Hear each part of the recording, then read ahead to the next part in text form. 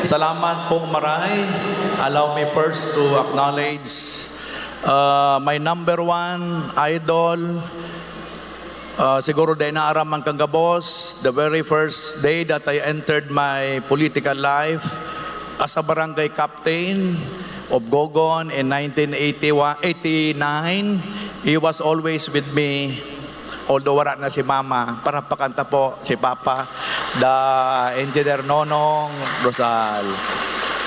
First time, I have served 6th term as mayor.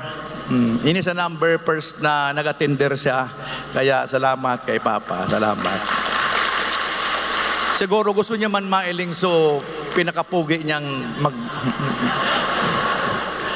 Of course, my wife, the mayor-elect of Legazpi City, Carmen Geraldine Rosal. And gusto ko na introduce man sa Indo ang sakuyang pamilya. We have Princess, takat-katabi, taas-tabi si Princess. Princess, Gerald, and ang pinaka-kuwang ko, pinaka-prinsesa ko, si Jillian. And of course, di ko nasaro-saroon mga brothers and sisters, and my members of the family, mga auntie ko sa Ligao, and other parts of Albay. Pero i-mention ko ini, si Uncle, siya ang leader. Ginibo ko ini, manager ini kay Bangko, pero ginibo ko ining leader sa 3rd District para pakanta si Uncle Lelel. Yes. And siyempre gusto kong acknowledge ang satuyang mga magiging partner ta. So mga ibang mga mayors, I will no longer mention, pero gusto ko i-mention siyempre ang satuyang mga servidor na magiging partner kan sa tuyang provincial government. The congressman of Aldo Wara sa Digdi, the congressman of the 1st District Albay, Congressman Edsel Lagman. Para pakanta po. Yaon po si Mayor Crisel, just send my regards. And of course, the 2nd District of Albay, Aldo Wara sa Digdi, pero yaon so pamilya si Giselle, my darling, Congressman Joey Salceda. And of course, my brother in Mason, he was just raised as a brother, the congressman of the 3rd District of Albay. Para pakanta po, si Congressman Didi Cabredo. And of course, also a brother. Kami mga brother, mga mason, you cannot enter our fraternity kung ang mason, mga masunurin sa asawa yan. Kaya pagpakanta po, si Congressman Apid de los Santos. And siyempre yung ating mga board members, ang members of the Sangguniang Palalawigan, masasala pa ako, headed by our Honorable Vice Governor, Grex Lagman and his family. And siyempre po, my fellow workers in the government, yung mga mayors, members of the Sangguniang Bayan, Sangguniang Panlunsod. Dahil ko na po kamo saro-saroon, ang mga members kan mga barangay, especialmente ang sakuyang pamilya, for more than 33 years of my life, dalingan ng mga barangay ng Legazpi. Para pakantindog daw sa mga kapitan. And siyempre, kung may pamilya ako sa barangay, I would like really to inform you, ang sakuyang mga tagahanga ko ini, kaya ayaw na ko digdi, ang sakuyang pamilya sa Sangguniang Panlunsod, headed by the Honorable Vice Mayor Babis Cristobal. Patindog tabi ka mo. Dahil lang nindo aram, yan ang mga rason, kaya yaon ako digde, saro yan sa mga rason. And siyempre tabi, ang satuyang mga leaderess, I don't want to mention names, baka may malingawan ko. Aram nindo yan, in behalf of my family, from the bottom of my heart. Ang satuyang pinag-iribanan, bako karaw-karaw, and you will always be, no matter what happened, mala na ako sa politika, you will always be a part of my memory. Salamat po sa Indo Gabos. And gusto ko, kasi ang pigtaraman ko kaya siya, aram ko, he was the the chairman of the, alam mo, we were divided during the recently election. The people, not only in Albay, but the entire country, we were divided. But what makes us unique Filipinos, I tell you, here we are again, hand in hand para ipadagos. Kaya gusto ko i-acknowledge, he was the chairman of the BBM party. Ang ihado ko, para pakanta po, maybe the incoming undersecretary of DPWH, si Dibar Robrigado, para pakanta po. Makakatabang yan sa tuya. Yes. And siyempre, kasubago, rinanin ko siya, kang ako, nag-mayor sa Ligao City, nahiling ko na saro siya sa mga dapat ang iduluhon, dapat ang pangarugan, and I'm so happy that he is back at the helm of Ligao City to work with. Kay puhan, pakusugunta ang pundasyon ta, kan sa tuyang paggugoberno. Ang idolo ko, gusto ko special mention, pasensya na subang mga mayor, our former congressman, former governor, and now the mayor-elect of Ligao City, Don Fernando Gonzales. Panagpagan po.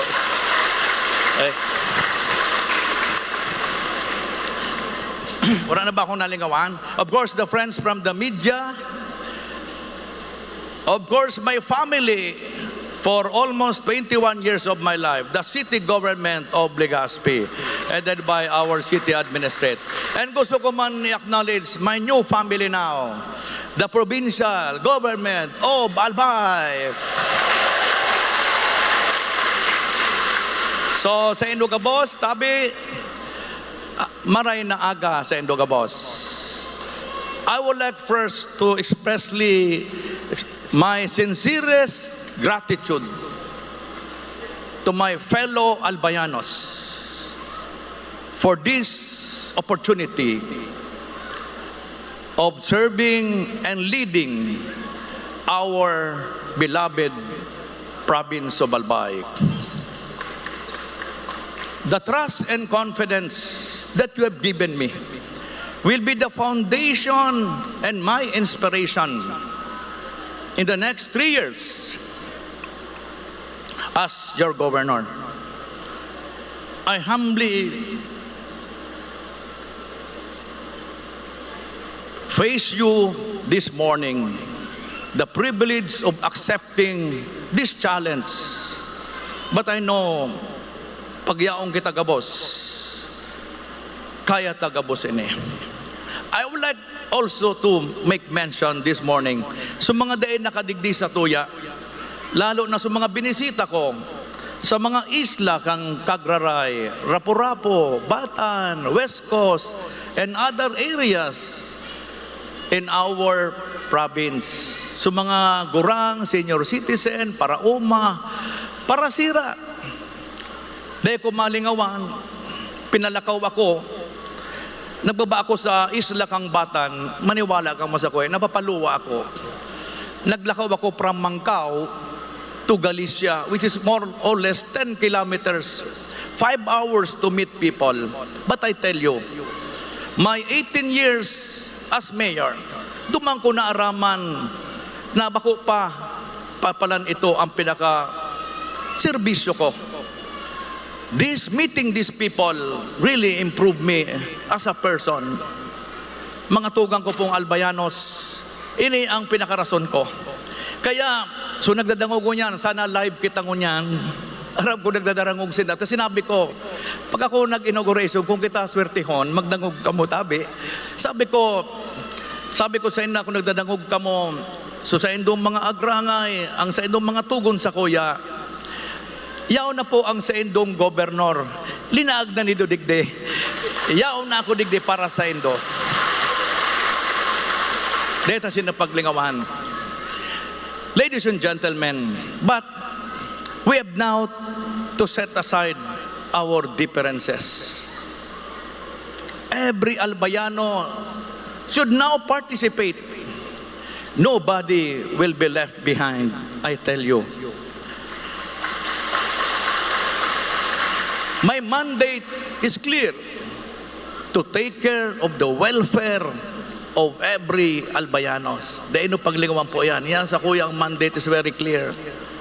And pasensya na ka mo, I did not really prepare a written speech. Kung pwede record mo na sa natanganing, pwede ako nindo, sabi nga ni, ano nga yung tinaram ni Governor? But I would like to make mention to you, when I roamed around Subalbay, number one, our economic recoveries will be on the top of my list of priorities. Kay Puan Pakarayon Tene, ang business and job opportunities will be also my second priorities. And nextly, to our businessman in Albay, I will help our 15 municipal mayors, 3 cities mayors. I will now be ready to work and listen to you to improve our business climate in Albay. Let us go now global. Let us prepare and take advantage of the national and even international investment in Albay. I tell you, if they can do that in other provinces, why not Albay? It's about belief, it's about the leadership, and it's about our dedication. Our healthcare should be upgraded. Our power supply, I will use the full authority of my office. Mga namumutang kong mga kababayan, to restore and of course improve the services of our power supply. I already started that as early as when I was proclaimed as winner in the just recently concluded election. I tell you, my friends, heads will roll, and I would like to, as promise you, papakarayon ta ang kuryente ta sa Albay.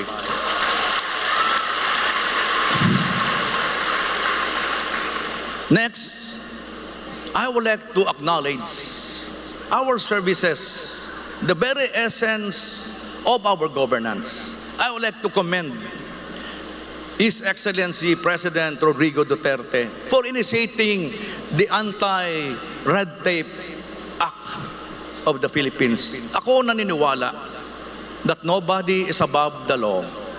I would like to assure that the provincial government of Albay, and this include as the component city and municipalities of Albay, that we will fully implement the ease of doing business. We will help you as what we did in Legazpi City. For our environment, we have to ensure this is what it takes to have a good environmental program. We will now support na single plastic policy. No single plastic policy in Albay. Babalikan tatabi ni.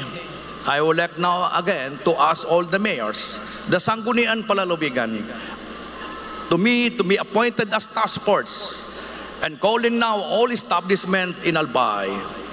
Kay po hanggang itang magpreparar, ibabalik ta itong issue ta about plastic. And this should be not only because I am the governor, but this would be a way of life in Albay as what we did in Legazpi City. For our agriculture and fisheries, I have roamed the rounds of Albay. We have to upgrade. We have to stop those programs which would not directly benefit our farmers and fishermen.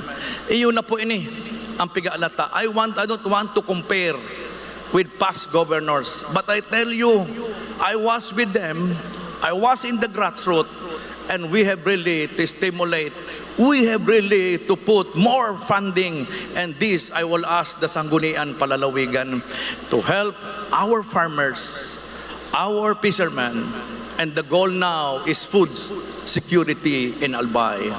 Palapakan po natin ang mga sectors natin yan. Maraming batas ang national government that really affected our fishermen. I am not moving mountains. Hindi ako nagapangako. Aloy na po akong servidor But I would like to grab this opportunity to negotiate, to help these fishermen na sa pagining ko, nagapadago sa nagapahirap kan sa tuyang mga katugangan. Now, I am calling all those people who think that they are above the law. This time, under my watch, nobody is above the law. Nagtabang ka man sa kuya, o kita miridbidan, but remember, I don't want name dropping in Albay. Ako baga pirming yaon sa mahiling do sa opisina. Ang pangunin do ako, and mag-ulay kita, but this is the first directive o request ko sa Induga Boss para kita maray ang satuyang pagpadalagan sa Albay. I hope you agree with me. Okay ba? One of those issues plaguing our province is the natural resources, our quarry. I would like now to issue this statement because of the clamor of our people. I don't want yet to elaborate everything, but I would like to assure you that I already formed a task force para mapakareta ini.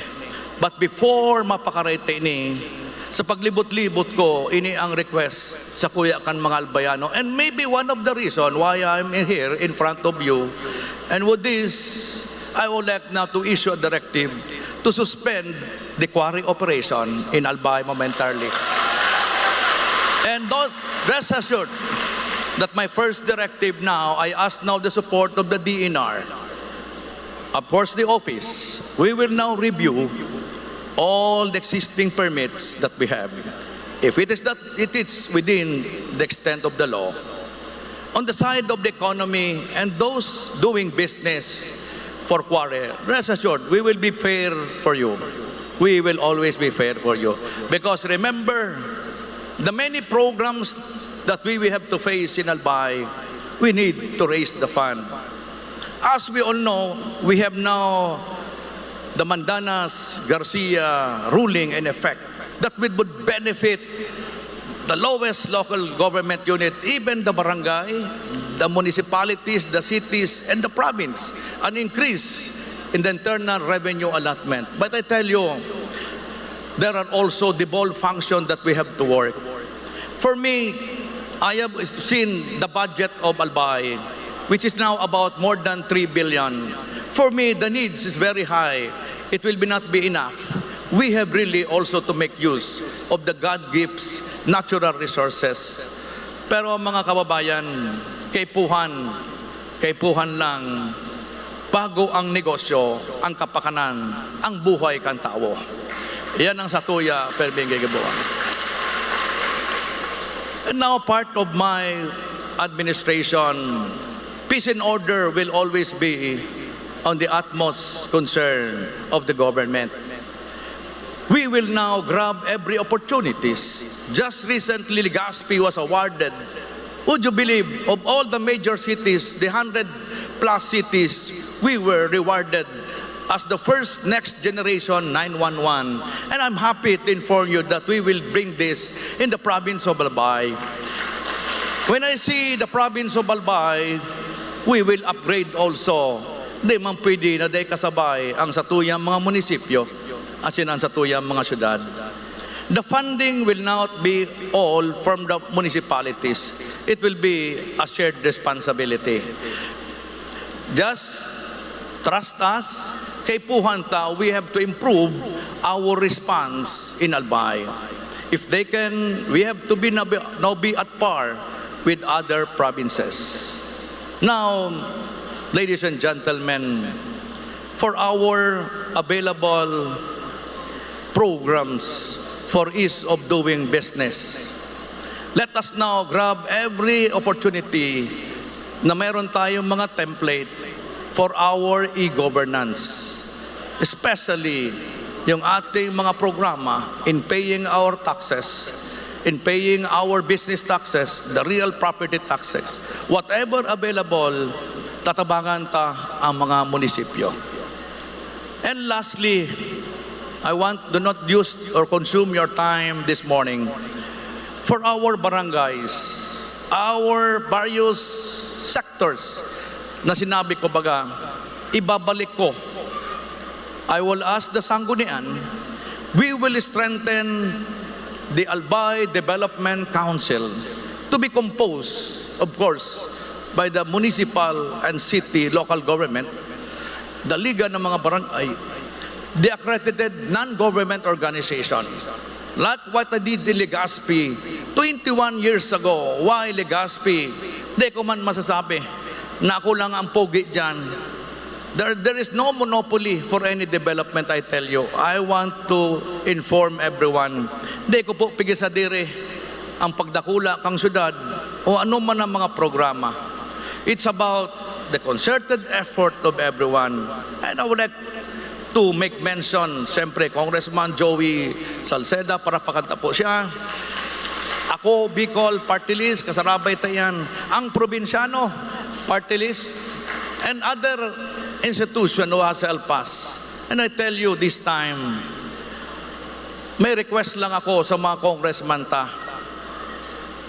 Because of the dire needs now, kan mga kababayan ta. Bako man ako, di ako nakikialam, pero para sa kuya, kung may mga fundo kitang maabot sa Albay, ang request ko lang sa mga congressman, sana ang prioridad ta sa master plan kang kada munisipyo, kang kada syudad, asin kang kada Albay. Iyan ang request ko lang talaga mga tugang. Why? When I went to Ginubatan during the campaign in Trabisia, nahiling ko, we have billions of money. Mahirap ka sa mga tao. Dumang ko nahiling, nakaipuhan ang satuyang koordinasyon. It's not about the money. It's about the programs or the project that will really benefit the people. At the end of the day, we will all be measured. Mga kapareyo ko servidor, bako kumpara ang kinadiratang kwarta sa satuyang probinsya o kaya sa satuyang distrito, baka pwede pa kita pagdudahan. But for me, what is important, what we have accomplished. If ever, ano ang benefit tinauta sa kada sektores sa tuyang syudad. So mga tugang kong albayanos, sana nasa radyo ako sa mga babalikan ko gararay, sa mga nakaulay kong mga gurang, sa mga parauma, parasira, sa gararay, igawa na kamong gobernador. Kaya mga tugang, bago ko magtapos, inigiraray, salamat sa inyo kabos for this opportunity that you have given me. Nobody thought that as a wrong barangay kapitan 33 years ago would be in front of you as the governor of Albay, and this will serve as an inspiration for everyone.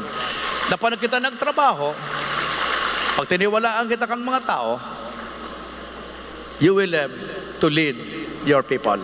So once again, salamat sa inyo ka boss. God bless our province. Salamat sa mahal na Diyos sa pagtao sa kuya kaportanidad. Thank you, mabuhay.